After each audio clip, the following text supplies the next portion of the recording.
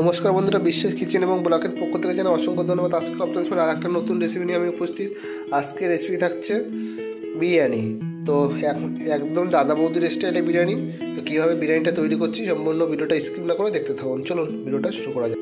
প্রথমে আমি 3 বাটি বাসমতি রাইস আমি কিন্তু একটু জলে ভিজিয়ে রাখবো আধা ঘন্টার মতো। 3 থেকে 4 বার ভালোভাবে ধুয়ে নেবো আমি চালটাকে। বন্ধুরা, তারপর আমি একটা প্লেটে দারুচিনি, এলাচ, লবঙ্গ নিয়ে গরম ফুটন্ত জলে আমি দিয়ে দিলাম। তারপর ওই জলে আমি বাসমতি রাইসটা আমি কুক করে নেবো।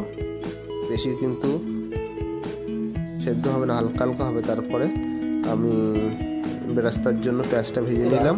আমি এখানে নিয়েছি একটা গরম মশলা, দারুচিনি, বড় এলাচ, ছোটো এলাচ এবং গোটা জিরে। এটা একটু আমি ভাজা করে নেবো।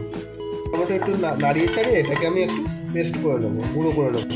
আমি কিন্তু এখানে একটা প্যান বসিয়ে দিয়েছি এবং সাদা তেলও দিয়ে দিয়েছি। গরম হয়ে গেছে তেল। এই গরম তেল আমি কী করবো, এখানে মোটামুটি 1 চামচ একটু ঘি দিয়ে দেবো।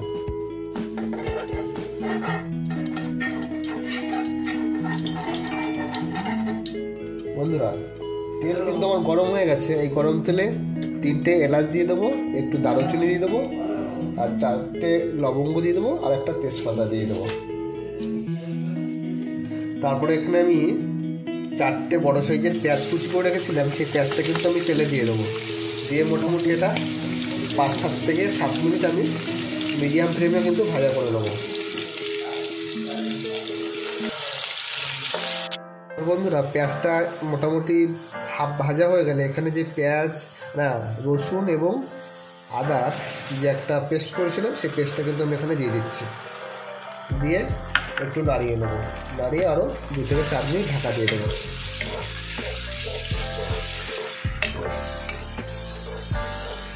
এখানে আমি কিন্তু প্লেন সাদা জল আমি কিছুটা পরিমাণ দিয়ে দেবো।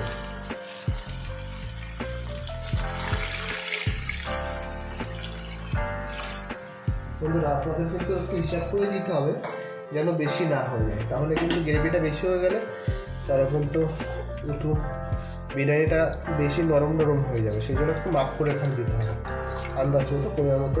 মোটামুটি আমি ছোটো বাটি, যে বাটিতে আমি চাল নিয়েছি সেই বাটি 3 বাটি মতো দিয়ে দিলাম জল। দিয়ে এটাকে আবার আমি ঢাকা দিয়ে দেবো। আমার কিন্তু অলরেডি জলটা ফুটে গেছে। এখানে আমি এবার কি করবো, স্বাদ মতো কিন্তু লবণ দিয়ে দেবো।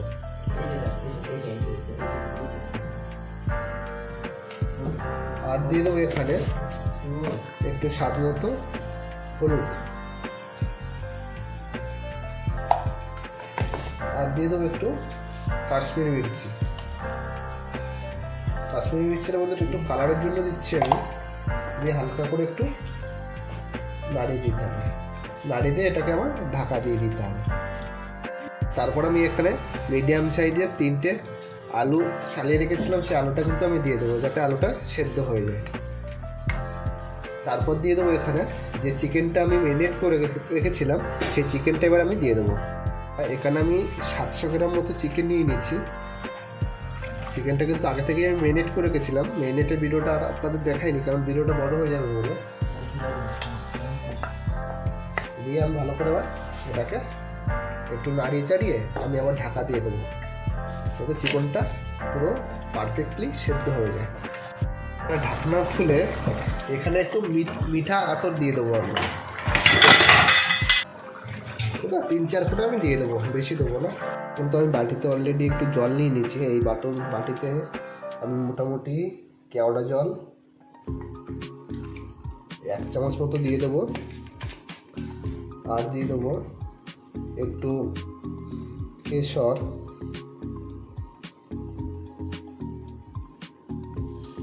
আর দিয়ে দেবো একটু মিঠা আতর। দিয়ে মোটামুটি এটাকে একটুখানি মিক্সড করে নেবো।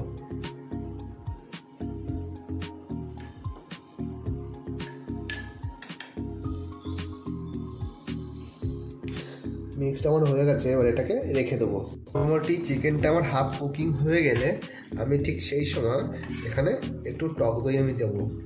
আপনার টক দইটা পারলে একটু গালিও দিতে পারো, আর না পারলে এরকম করে উপর থেকে আমার মতো সরিয়েও দিতে পারো। দুটোটার ভিতরে যে কোনো একটা দিলেই হবে। প্রথমে যে আমি মশলাটা করেছিলাম, গোটা জিরে, লবঙ্গ, এলাচ, দারুচিনি এবং বড় এলাচ, সেই পাউডারটা কিন্তু আমি এবার দিয়ে দেবো। দিয়ে হালকা করে একটু নাড়িয়ে চেড়ে দেবো যেন মশলাটা সমস্ত গ্রেভির সাথে মিশে যায়। বন্ধুরা, আমার কিন্তু চিকেন কষানো হয়ে গেছে। এবার কিন্তু আমি যে রাইসটা আমি আগে থেকেই তৈরি করে রেখেছিলাম, জল ঝরাতে রেখেছি, সেই রাইসটার এবার লেয়ারটা কিন্তু আমি করে। বন্ধুরা, এবার চালটা কিন্তু আমি উপর থেকে আস্তে আস্তে করে সরিয়ে দেবো। এখানে চালের আমি দুটো লেয়ার করব। প্রথমে হাফটা দিয়ে দেবো, দিয়ে আমি যেটা আগে থেকে বেরেস্তা করে রেখেছিলাম আর একটু গোলাপ পাপড়ি আর ঘিটা দিয়ে নেবো। তারপরে বাকি রাইসটা আবার দিয়ে দেবো।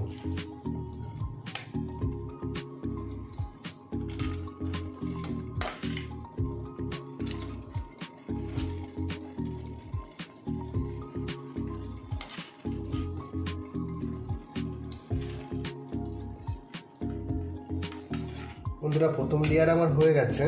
এই লেয়ারে এবার আগে থেকে যে বেরেস্তাটা করে রেখেছিলাম সেই বেরেস্তাটা দিয়ে দেবো, আর দিয়ে দেবো এখানে একটু গোলাপের পাপড়ি,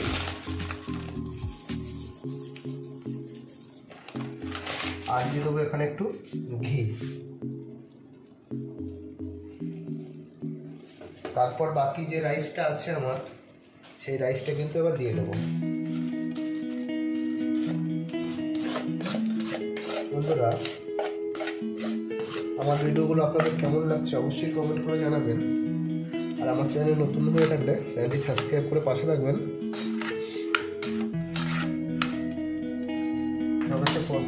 পরের লেয়ারটা হয়ে গেছে আমার। এই লেয়ারে এবার বাকি বেরেস্তাটা দিয়ে দেবো, আর দিয়ে দেবো সামান্য পরিমাণে একটু গোলাপের পাপড়ি,